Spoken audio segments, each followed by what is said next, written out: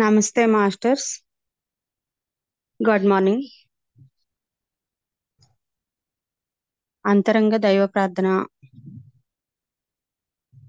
ఓ నా ప్రియాతి ప్రియమైన దైవమా, నేనే అయి ఉన్న నిన్ను, నీలో ఉన్న నేను అద్వితీయంగా చైతన్య పరిణామం చెందడానికి అనుమతిస్తున్నాను.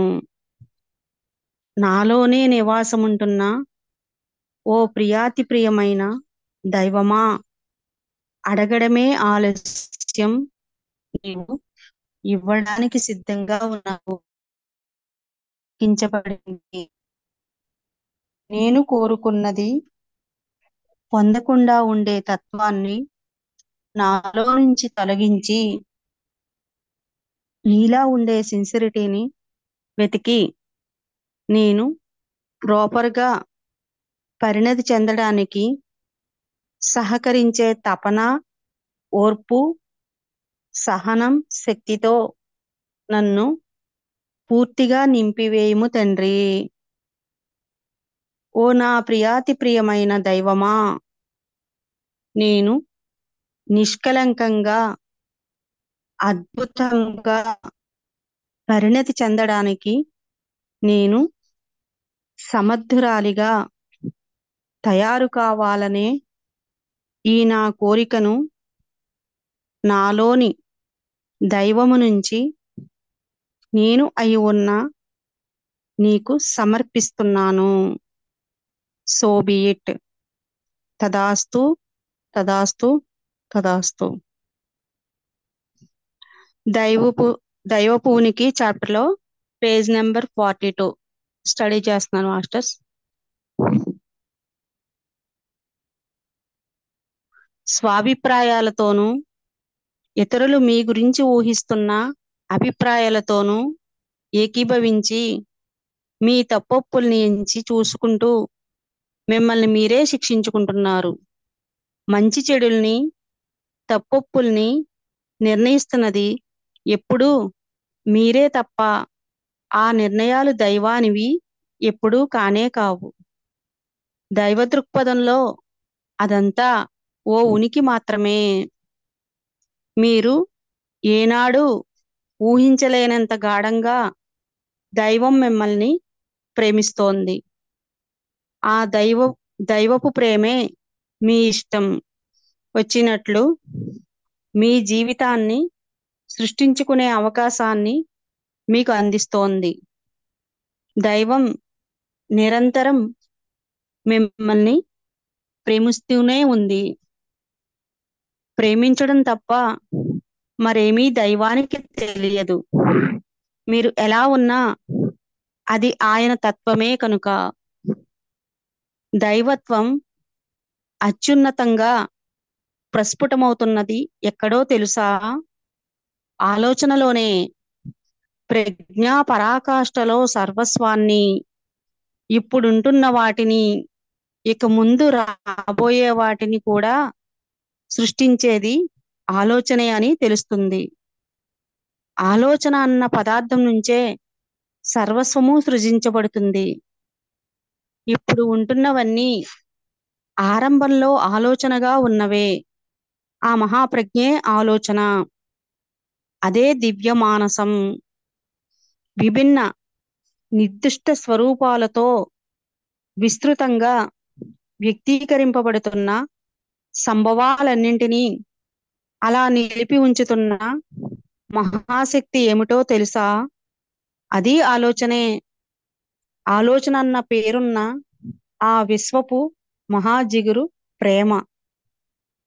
అన్ని పదార్థాలను నిలిపి ఉంచుతున్నది ఆలోచనే. ప్రేమ చేస్తున్న మహత్కార్యం ఇదే.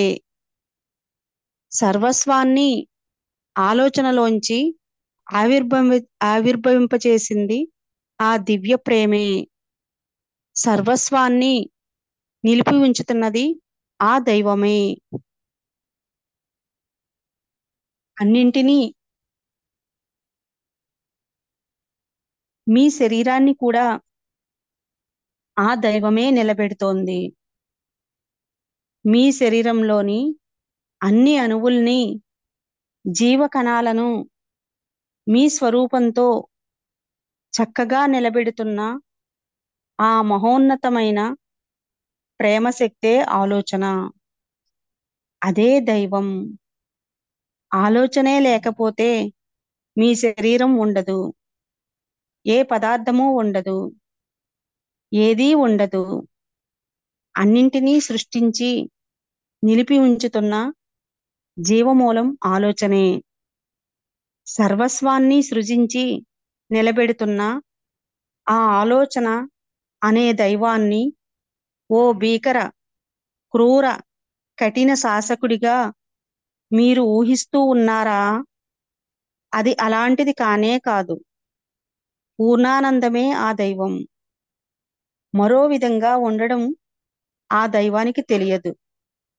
సర్వజీవరాశుల సామరస్య ప్రకంపనల సర్వస్వం మేళవించి ప్రభవించే నాదం గట్టిగా నవ్వుతున్న ధ్వనిలాగే వినిపిస్తుంది. మీరు జాగ్రత్తగా వింటే దివ్య సంగీతాన్ని కూడా వినవచ్చు, దేవుడి నవ్వును కూడా వినవచ్చు. పరమ సంతోషదాయకం అది. దేవుడి శోకనాదాన్ని నేను ఎప్పుడూ వినలేదు. ఎంతో విలువైన మీ వ్యక్తిత్వపు ఉనికికి, మీలో పరవళ్లు త్రొక్కుతున్న జీవశక్తికి, మిమ్మల్నందరినీ సంఘటితంగా నిలబెట్టి ఉంచుతున్న అనుబంధానికి, మీకు భవిష్యత్తును, మరిన్ని జన్మలను శాశ్వతంగా అందిస్తాననే శాశ్వత జీవనం, సర్వస్వాన్ని ప్రేమిస్తున్నది ఆ ఉనికే. ప్రేమతో జీవితాన్ని నడిపిస్తున్నది ఆ దివ్యశక్తే. జీవిత పరమానందం అదే. ఆ దివ్యత్వమే మీ వారసత్వం. అదే మీ పరమగమ్యం. మాస్టర్, జీవన సర్వస్వపు ఉనికినే మీరు దేవుడు అంటున్నారు. జీవనాధార ప్రజ్ఞ అయిన దైవం అనే ఆ మాటకు బదులుగా మరెన్నో మాటలను కూడా ఉపయోగిస్తున్నారు. మరి ఆయన అని, పిత, తండ్రి అని మీరు ఎందుకు అంటూ ఉంటారో చెబుతారా? ఆ మాటల వల్ల ఆ దేవుడు అనేవాడు మనకంటే అన్యంగా ఎక్కడో ఉన్నాడన్నట్లు, ఓ పురుషుడిగా ఉన్నట్లు అర్థం వస్తుంది కదా. దేవుడు ఓ పురుషుడు అనే మాట స్త్రీలను ఇబ్బంది పెట్టొచ్చు కదా. రామ్తా, దైవాన్ని గురించి అందరికీ అర్థమయ్యేలా వర్ణించి చెప్పాలంటే ఆ అర్థాన్ని సూచించే అలాంటి మాటలన్నింటినీ వాడక తప్పదు. ఎవరికి ఏ మాట నచ్చితే ఆ మాటతోనే ఆ దైవాన్ని వారు గ్రహించగలుగుతారు. ఆ జీవాధారాన్ని తండ్రి అని వర్ణించి ఓ పురుషుడిగా అర్థం వచ్చేట్లు మాట్లాడినా ఆ దైవం ఓ పురుషుడు కానే కాడు. లింగభేదాలు మానవునికి మాత్రమే వర్తిస్తాయి. దైవాన్ని ఓ స్త్రీ అని వర్ణించినా ఈ పేచీ వచ్చి తీరుతుంది. తండ్రి అనే మాట దైవం విషయంలో వాడినప్పుడు స్త్రీ పురుషులిద్దరికీ ఆ మాట వర్తిస్తుంది. ఎందుకంటే దైవమే తల్లి తండ్రి కూడా కనుక. తన దగ్గరకు నేర్చుకోవడానికి వచ్చిన వారిని రామ్తా, మాస్టర్ అని సంబోధించేవాడు. ఎందుకంటే మీ జీవితాలకు మీరే సృష్టికర్తలు కనుక. మీ జీవిత ప్రణాళిక మీ స్వంతమే కనుక. మీ జీవితానికి అధినేతలు మీరే కనుక. దేవుడు అనే మాట లింగభేదాలకు అతీతమైన శబ్దం. మహాప్రజ్ఞ అనే ఆ మాటకు అర్థం. ఉనికి అనే మాటను అర్థం చేసుకోలేని వాళ్ళు తండ్రి అనే మాటతో దైవాన్ని అర్థం చేసుకుంటారు. మహాప్రజ్ఞ అనే మాటను అర్థం చేసుకోలేని వాళ్ళ కోసమే తండ్రి అనే మాటను నేను వాడవలసి వస్తోంది. మాస్టర్, దేవుడు ఓ పురుషుడే అని ఎవరైనా అనుకుంటే అది వారికి మాత్రం నిజం. దేవుణ్ణి పురుషుడిగా వర్ణించినందుకు స్త్రీలకు ఎవరికైనా కోపం వస్తే ఆ స్త్రీలకు సంబంధించినంత వరకు అదే వాళ్ళ నిజం. ఎవరికి ఎలా అర్థం అవుతుందో వాళ్లకు దైవం అదే అర్థంతో అర్థమవుతుంది. ఆ అర్థం ఒక్కొక్కరికి ఒక్కో రకంగా ఉండొచ్చు. ఎవరి ప్రత్యేక అవగాహనల్లో వాళ్ళ అర్థాలు ఉంటాయి. దేవుడు అనే మాట ఓ పదం కాదు, మన అందరిలోనూ నెలకొని ఉన్న ఓ భావమే అది. దైవత్వాన్ని గురించిన మీ అవగాహన పరిధి ఎంతెంతగా పెరిగితే అంతంత మహోన్నతంగా, అంతంత మహదానందం మిమ్మల్ని ఆవహిస్తుంది. Thank you masters. ఓకే అమ్మా, థ్యాంక్ యూ మాస్టర్స్. మనం ఊహించలేనంతగా మన తండ్రి ప్రేమిస్తున్నారని చెప్తున్నారు రామత గారు.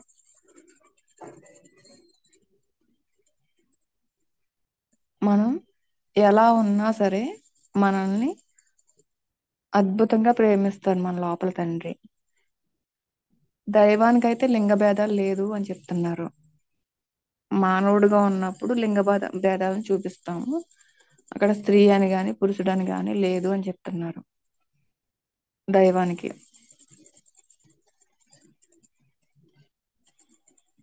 ఈ దేహం ఉందంటే ఆయన ఉన్నాడు కాబట్టే కదా మాస్టర్స్. ఆలోచనలు కూడా ప్రేమ నుంచే వస్తాయని చెప్తున్నారు. ఇంకా ఎవరన్నా మాట్లాడండి మాస్టర్స్. అది విన్నప్పుడు వినగలుగుతున్నాం, చెప్పాలంటే కొంచెం. సరోజమ్మ చెప్పండి, పద్మ గారు, ఎవరు తెలుసున్న పాయింట్లు వాళ్ళు చెప్పండి. దైవం అంటే ఒక స్త్రీ కాదు, పురుషుడు కాదు, అంతటా అన్నింటిలోనూ నిండి ఉన్న చైతన్య శక్తి. ఆ శక్తినే కొందరు అమ్మవారు శక్తి అని స్త్రీగా భావిస్తున్నారు, కొందరు పురుషుడుగా భావిస్తున్నారు. నిజానికి దైవానికి ఏ రూపము లేదు, అది చైతన్యము, అది ఉనికి స్థితి.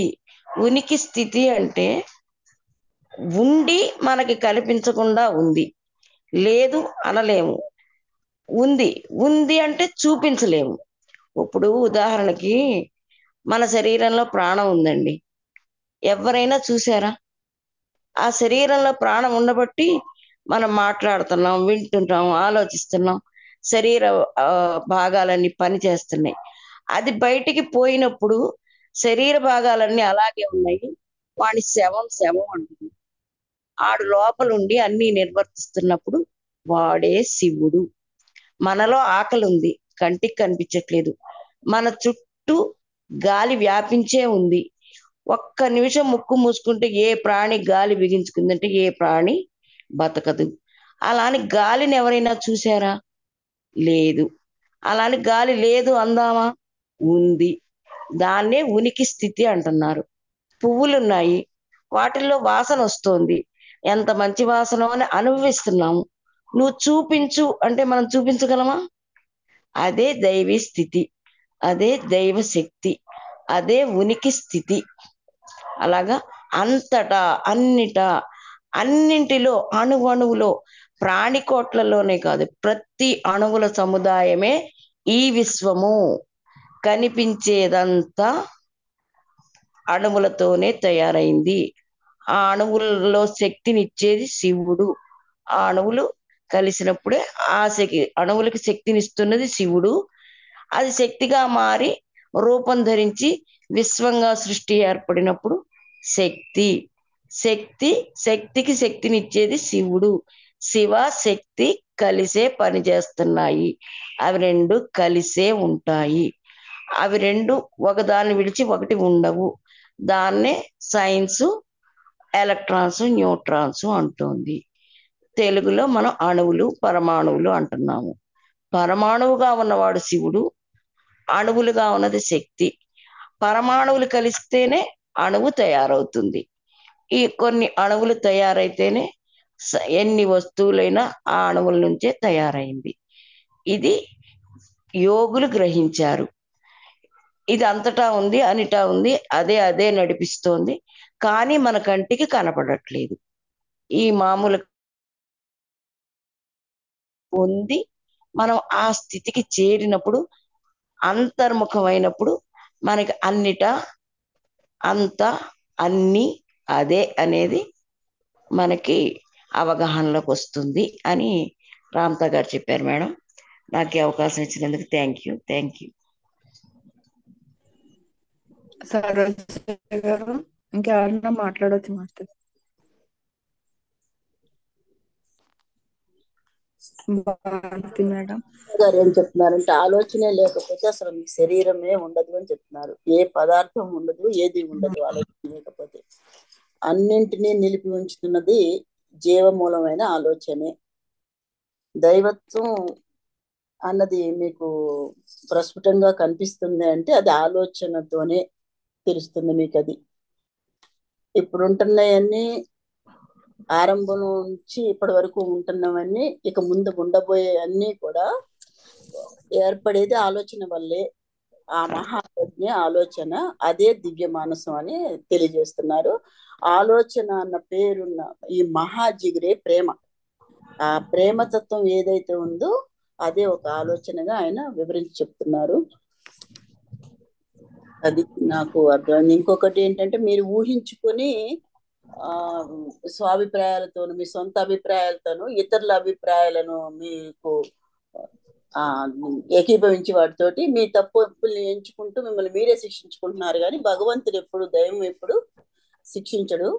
ఉన్న స్థితిలోనే అంటే మనము ఏ స్థితిలో ఉంటామో అదే స్థితిని దైవం వ్యక్తపరుస్తూ ఉంటాడు, ఆ ఉనికిని తెలియజేస్తూ ఉంటాడు అని చెప్తున్నారు మా రామతా గారు. ఇక్కడ ఆయన ఎక్కువగా ఆలోచన అన్నదే మహాదైవంగా, ఆ ప్రేమ ఆలోచనే దివ్యమైన దైవము, దాన్నే మనం తీసుకోవాలని చెప్తున్నారు రామతా గారు. ఓకే, థ్యాంక్ యూ మాస్టర్స్, నాకు అర్థమైంది. Correct madam. ఆలోచన ఉండబట్టే సృష్టి ఏర్పడింది. భగవంతుడు సంకల్పించాడు ఇలా సృష్టిగా పరిణామం చెందాలి అని, సమస్త ప్రాణికోట్లుగా తను మారాలి అని ఫస్ట్ తన ఆలోచన చేశాడు. తన ఆలోచన వల్లే ఇదంతా ఏర్పడింది. మనలో ఉండి కూడా నడిపిస్తూ మన ఆలోచన కానీ పని కానీ అన్నీ ఆయనే. కాబట్టి మన ఆలోచన బట్టే మన జీవితం నడుస్తుంది అని మనకు పదే పదే చెప్తారు. మన రాతలు మనమే రాసుకుందాం, నువ్వే భగవంతుడివి, ఐ ఆమ్ బ్లూ బాడీ, నువ్వే శివ అని ఆయన పదే పదే పదే చెప్తున్నది నువ్వే ఆ భగవంతుడివి. అందుకని ఎక్కడో ఉన్నవాడు నీ రాతలు రాయడు. నువ్వు ఎలా ఉండాలనుకుంటున్నావో అలా దాన్ని త్రికరణ సిద్ధిగా నమ్మి పదే పదే దాన్ని అంటూ ఉండు. అప్పుడు తండ్రి తదాస్తు అంటాడు. నువ్వే దైవంగా నీకు అనుభవంలోకి వస్తుంది, నీ స్థితి నీకు అనుభవంలోకి వస్తుంది. నువ్వు ముందు ఆలోచన చెయ్యి, ముందు నువ్వు ఉన్నతంగా ఆలోచించు, నువ్వు ఎలా ఉండాలో ఆలోచించు. నీలో ఉన్న భగవంతుడే ఆలోచన ఇస్తున్నాడు. సాక్షాత్తు నువ్వు భగవంతుడివే. మొట్టమొదట ప్రతిదానికి ఫస్ట్ ఉండాల్సింది ఆలోచన అని బాగా చెప్పారు మేడం. చాలా చక్కగా ఫస్ట్ పాయింట్ బాగా చెప్పారు, బాగా పట్టుకున్నారు ఈ పాయింట్. Thank you. ఆలోచన లేకపోతే దేహం ఉండదు కదమ్మా. ఏదీ లేదు, అటు సృష్టి లేదు, ఈ దేహం ఏదీ లేదు. ఈ ఆలోచన మనసు లేనివాడు పిచ్చివాడు అంటున్నాం మనమే. ప్రతిదానికి మూలం ఆలోచన. కరెక్ట్, భలే పాయింట్ పట్టుకున్నారు. ప్రేమ నుంచే వస్తుందని చెప్తున్నారు. ఆ దైవం కూడా ప్రేమ నుంచే ప్రేమ ఆలోచన అంతే. అవును అవును. ప్రతి ఒక్కడు ఆలోచన పట్టుకున్నామంటే దైవాన్ని పట్టుకున్నట్టే అన్నట్టుగా తెలియజేస్తారు. మనమే శిక్షించుకుంటున్నాము, దైవం ఏమే నేను శిక్షించదు అని చెప్తున్నారు కూడా. అంతే అంతే, నీకు నువ్వే శిక్షించుకుంటున్నావు. భగవంతుడు అంటే ప్రేమతత్వం, ఆయనకి శిక్షించే తత్వం లేదు. అది ఆయన ప్రేమతత్వం. ప్రేమతో అన్నీ సాధ్యమే. అంటే మనం మనుష్యులుగా బతుకుతూ అరిషడ్ వర్గాల్లో పడిపోతున్నాం, భగవంతుడికి అవి లేవు. భగవంతుడు అంటే సాక్షాత్తు ప్రేమ స్వరూపుడు. నువ్వు కూడా దాన్ని అలవరుచుకో, అప్పుడు ఆ భగవత్ స్థితిని పొందుతావు. ఆ భగవంతుడి శక్తులన్నీ నీ మాస్టర్స్ ఇంకెవరన్నా మాట్లాడతారా? థ్యాంక్ యూ అమ్మా. భారతి గారు,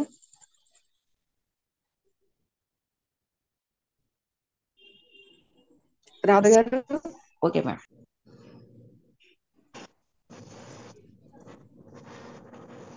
రాధా మేడం.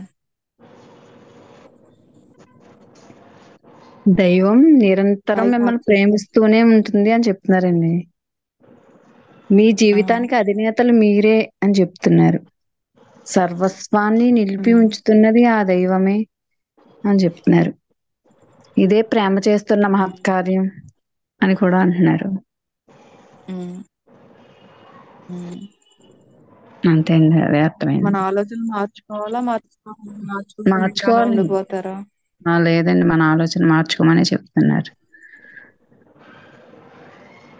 మన ఆలోచనలు మారితేనే కదా మన జీవితాలు మారుతాయి.